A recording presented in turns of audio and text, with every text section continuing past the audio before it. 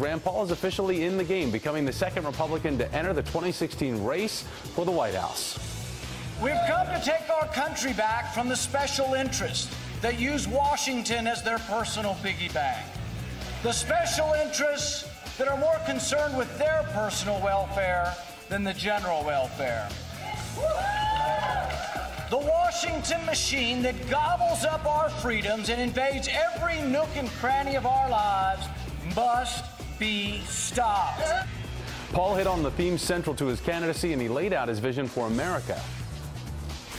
In my vision for America, new highways and bridges will be built across the country, not by raising your taxes, but by lowering the tax to bring this American profit home. And just as he enters the field, one group is trying to spoil his day, releasing this ad attacking the Kentucky Republican's foreign policy views, linking him to President Obama's Iran policy. And we've got a brand new feature for the show that we want to have you weigh in. It's called Bing Plus, and answer our question for today. Do you think that Rand Paul has a strong chance of winning the Republican nomination for president in 2016? Agree? Disagree? Go to pulse.msnbc.com. Tell us your answer. We look forward to hearing from you. MSNBC's Casey Hunt is live in Louisville, and MSNBC political analyst, former RNC chairman Michael Steele, both join me right now. Casey, let me start with you. A barn burner to get started for Rand Paul as he makes his official announcement today. Something like that, Thomas. Yes, good afternoon. This was a packed house, very excited crowd. They did a pretty good job of building this up from scratch, a very traditional style of presidential announcement for somebody that they're selling as a non-traditional candidate. Paul both touched on his libertarian values, but also laid out his broad vision for what he would do as president. Take a listen. If we nominate a candidate who is simply Democrat light, what's the point? Why bother? We need to boldly proclaim our vision for America. We need to go boldly forth under the banner of liberty that clutches the Constitution in one hand and the Bill of Rights in the other.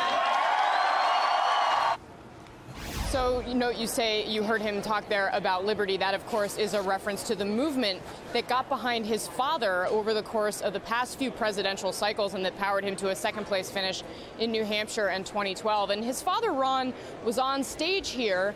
He didn't seem to react very much to Rand Paul's speech today, and he, of course, did not have a speaking role. And I think what you heard from Rand on stage today, the way that they've focused in many ways on traditional media discussions of their candidate, the way that this announcement has been traditional, shows you that Rand Paul's camp knows that they have to move beyond that traditional core of supporters if they hope to win the nomination. That said, he clearly is going to make sure that he still courts them. He talks a lot about privacy. He pledged to end NSA collection of metadata, phone metadata, those cell phone records that you have in your phone, that are all buttons that are straight aimed at that liberty community, Thomas.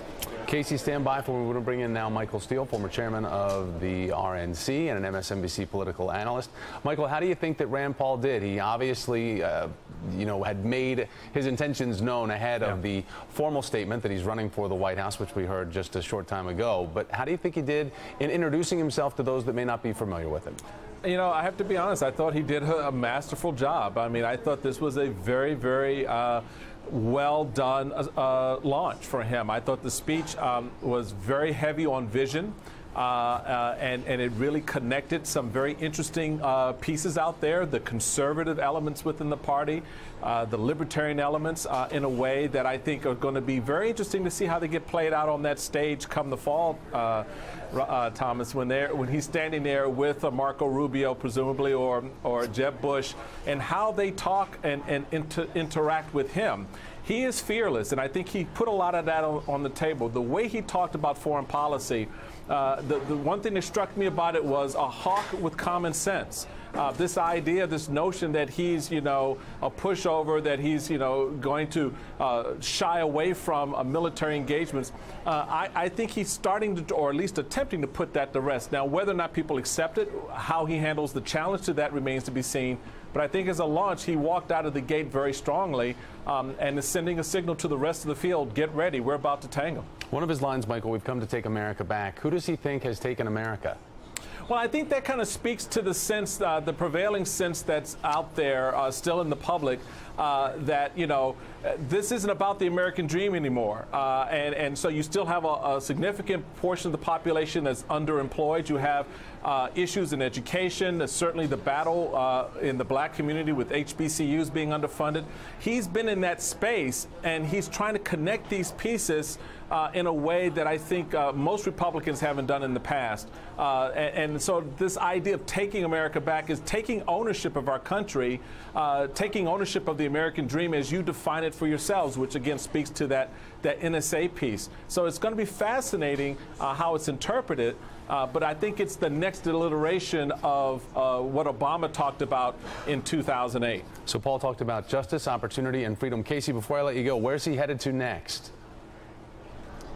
Thomas, he's kicking off a 4 early state tour. He'll head tonight to New Hampshire, although he's going to stop in Boston first for a fundraiser. Fundraising is a big part of this tour. Then he heads on to South Carolina, where we're expecting him to make a foreign policy speech in front of the USS Yorktown. So somewhat of a muscular backdrop, as you heard Michael Steele talking there a little bit about how he didn't seem to shy away from this new, slightly more hawkish version of himself. Then later on, he'll head to Iowa, do a rally with Iowa State students. That's a big constituency that his father was able to rally in 2012.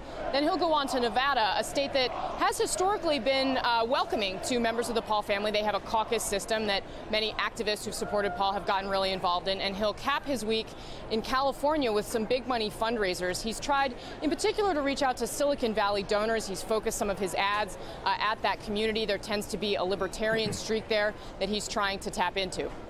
Casey, thanks very much. Michael Steele, thank you very much. And you'll see below us right here, the Bing Pulse voting is taking place. You can go check it out for yourself by going to pulse.msnbc.com. Well, Senator Paul tries to set himself apart with libertarian branding, which generally means socially liberal, fiscally conservative. But is Rand Paul really a libertarian? Francis Rivera here now with a look at his record in today's deep dive. So, Francis, what did it reveal? Well, as we know, Rand Paul is looking for, you know, that segment of the population that they want something new. They want something different. The Pew Research Center, in fact, says that 11% of Americans actually call themselves libertarian, but can Senator Paul accurately call himself one? Well, let's take a look at Paul's record and whether he risks alienating the libertarian base.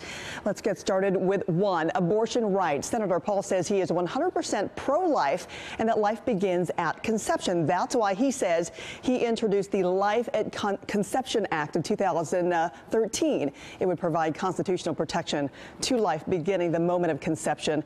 And here's what Dr. Paul had to say. It's an important philosophical discussion because all of our rights to do anything we choose to do as individuals sort of stem from an individual right to life. And to same-sex marriage, Senator Paul is sharply opposed. He believes in what he calls traditional marriage between a man and a woman. And just last month, Senator Paul told Fox News that same-sex marriage offends him. And over time, it appears he is moving further to the right in his stance on gay marriage. Listen. There is a role for us trying to figure out things like marriage. There's also a moral crisis that allows people to think that there would be some sort of other marriage. And number 3, marijuana. Senator Paul recently introduced a bipartisan medical marijuana bill in Congress. It would prevent the feds from prosecuting users in states where it is legal. But Paul has said he opposes the legalization of recreational pot and the jailing of nonviolent drug users. Take a listen to that. But I think even marijuana is a bad thing to do. I think it takes away your incentive to work and show up and do the things that you should be doing. I don't think it's a good idea. I don't want to promote that, but I also don't want to put people in jail who make a mistake.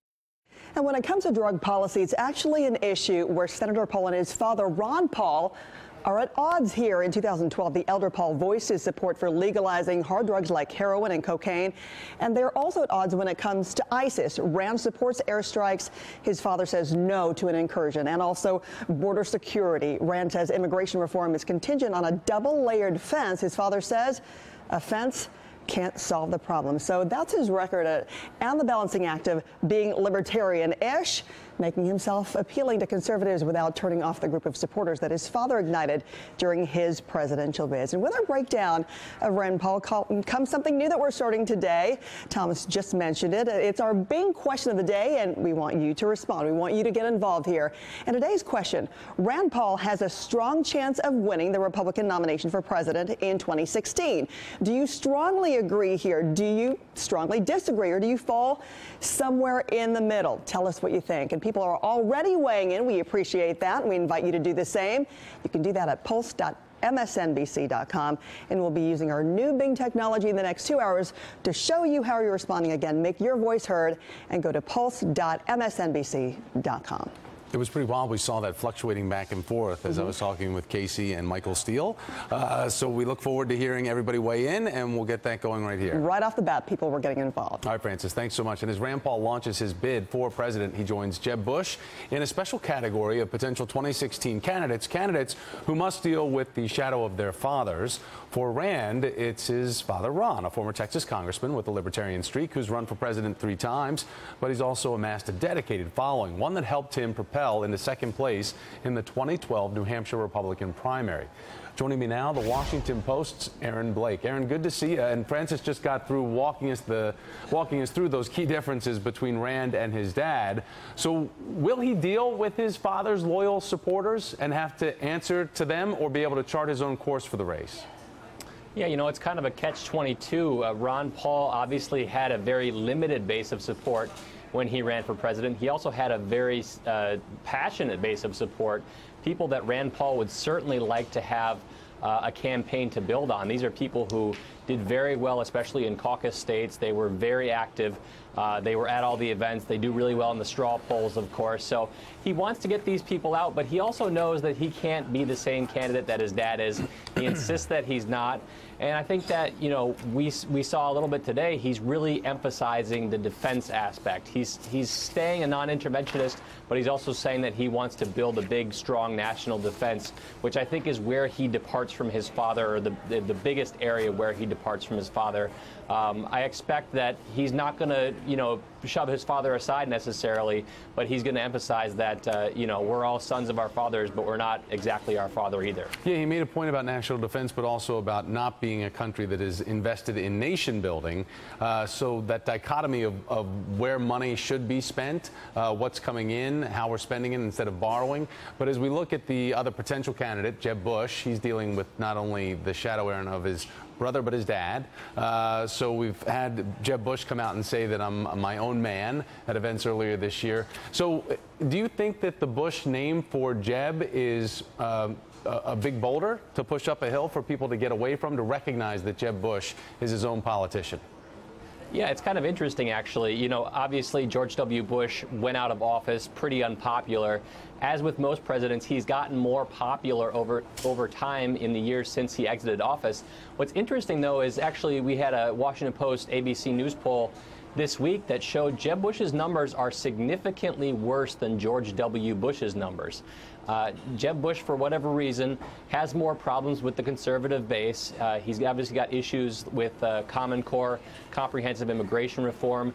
They're skeptical of him, so it's not necessarily that the Bush name is dragging him down, as maybe it's kind of you know, it's not helping him as much as maybe it could have. So I think you're going to see both of these candidates emphasize that they're different people from their fathers and their brother in the case of Bush.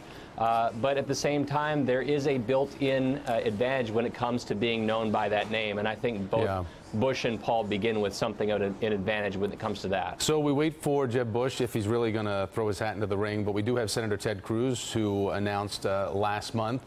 Now, his father, not a politician, certainly not afraid of a microphone, saying some pretty interesting things. But today, Cruz welcomed his colleague to the 2016 GOP primary on his website, saying he respects Rand Paul's talent and passion, and saying that his entry into the race is going to make the GOP stronger, more equipped to beat Hillary Clinton, another name that has not officially thrown her hat into the ring on the left. But Cruz's dad has made these headlines, Aaron, for controversial comments. So how does he break his father's shadow or potential hindrance of saying something and really getting caught with having to explain it away? Right. You know, certainly Ron Paul says a lot of things that may be unhelpful for Rand Paul.